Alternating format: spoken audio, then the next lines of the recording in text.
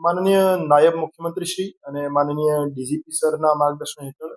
ગુજરાત રાજ્યમાં ગેરકાયદેસર વસાવટ કરતા બાંગ્લાદેશી ઘુસણખોરો વિરુદ્ધ એક ગત રાત્રિ મોડી રાત્રે ઓપરેશન ડેલ્ટા હન્ટ નામથી એક રાજ્યવ્યાપી ઓપરેશન હાથ ધરવામાં આવ્યો હતો. આ ઓપરેશન હેઠળ રાજકોટમાં અમારી પાસે 450 કરતાં વધારે સસ્પિશિયસ માણસોના data cyber centre of exchange Gandhinagar તરફથી મળ્યા હતા. તો એ ઓપરેશનના ભાગરૂપે માનનીય additional CP sir Chaitanya Mandlik સરના માર્ગદર્શન હેઠળ DCB police station, cyber crime police station, UW, SOG, parole ફરલોની 13 ટીમ અને લોકલ પોલીસ સ્ટેશનની 12 ટીમ, આમ 25 ટીમ દ્વારા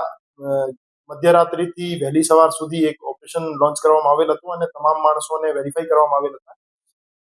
આ 450 માણસોને વેરીફાઈ કરતા 31 જેવા શંકાસ્પદ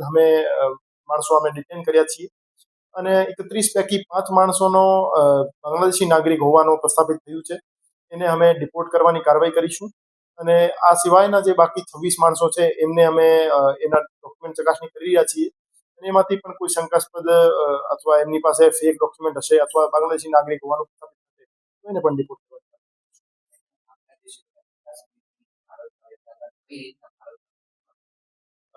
એ તમામ જે માણસો છે એ અલગ અલગ સમયગાળામાં ઇન્ડિયામાં પ્રવેશ કર્યો હતો એમને, અને એને બોર્ડર ક્રોસ કરાવવા માટે અમુક એજન્ટ્સનો રોલ પણ સામે આવ્યું છે. એ એજન્ટ્સનો પણ વિરુદ્ધ પણ અમે કાર્યવાહી કરીશું અને એની પાસેથી અમે એક બે જે ઘૂસણખોર છે એમની પાસેથી એક આધાર કાર્ડ પણ મળ્યા છે. તો એ બાબતે પણ એના વિરુદ્ધ કાર્યવાહી કરીશું અને જે આખું સેટઅપ છે જે એમને સુવિધા પૂરી પાડે છે અને ઇન્ડિયામાં બોર્ડર ક્રોસ કરાવી એને ફેક ડોક્યુમેન્ટ પૂરા પાડવાની કામ કરે છે, એ આખો સેટઅપ તોડવા માટે અમે રાજ્યવ્યાપી ઓપરેશન હાથ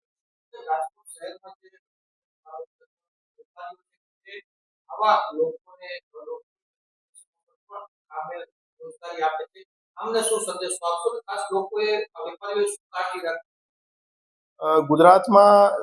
ઇન્ડસ્ટ્રીઝ ખૂબ વધારે છે, એના કારણે સસ્તા લેબરની જરૂરિયાત રહેતી હોય છે. તો હું તમામ જે ઉદ્યોગપતિઓ છે અને જે ચીપ લેબરની તલાશ કરતા માણસો છે એમને અપીલ કરવા માંગુ છું કે આપ થોડા સા ઇકોનોમિક લાભને લીધે આપ કોઈ પણ એવા માણસને આપ કામ ઉપર ના રાખો જેની પાસે પૂરતા ડોક્યુમેન્ટ ના હોય અથવા ફક્ત આધાર કાર્ડ હોય અથવા કોઈ પણ પ્રકારનો આઈડી કાર્ડ ના હોય. આપ પૂરતી ચકાસણી કર્યા પછી જ કોઈ માણસને કામ ઉપર રાખો અને પોલીસ વેરિફિકેશન જ્યાં જ્યાં ફરજિયાત છે તો આપ પોલીસ વેરિફિકેશન કરાવો અને આપનો થોડો ઇકોનોમિક લાભના કારણે એ રાષ્ટ્રની સુરક્ષા માટે, આંતરિક સુરક્ષા માટે મોટો પ્રશ્ન ઊભો થઈ શકે છે. તો એ તમામને અપીલ કરવા માંગુ છું કે આપ કોઈ પણ એવા માણસનો આપને લાગે કે એ માણસ બહારનો ઘૂસણખોર હોઈ શકે છે તો આપ તરત જ લોકલ પોલીસનો કોન્ટેક્ટ કરો અને એનો પ્રોપર વેરિફિકેશન.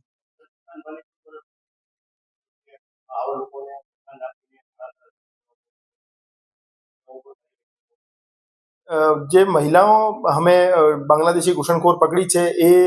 દેહ વ્યાપારમાં સંલિપ્ત હતી અને સ્પામાં કામ કરતી હતી અને અમુક જે માણસો છે એ લોકલ કિરાયા ઉપર પણ રહેતા હોય છે. તો જ્યારે પણ એવો હોય કે તમારા પાસે બહારનો માણસ મકાન ભાડુઆત તરીકે લેવા માટે આવે ત્યારે હું તમામને અપીલ કરવા માંગુ છું કે ટેનન્ટનું વેરિફિકેશન પોલીસમાં કરાવવું ફરજિયાત છે. આપ એમની પાસેથી પ્રોપર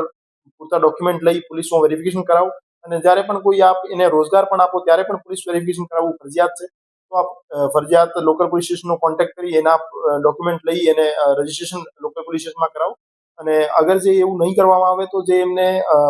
મકાન ભાડે આપનાર છે અને એને જે રોજગાર આપનાર છે એના વિરુદ્ધ પણ બીએનએસની યોગ્ય કલમો હેઠળ કાર્યવાહી કરવાની હોય છે અને અમે કરીશું.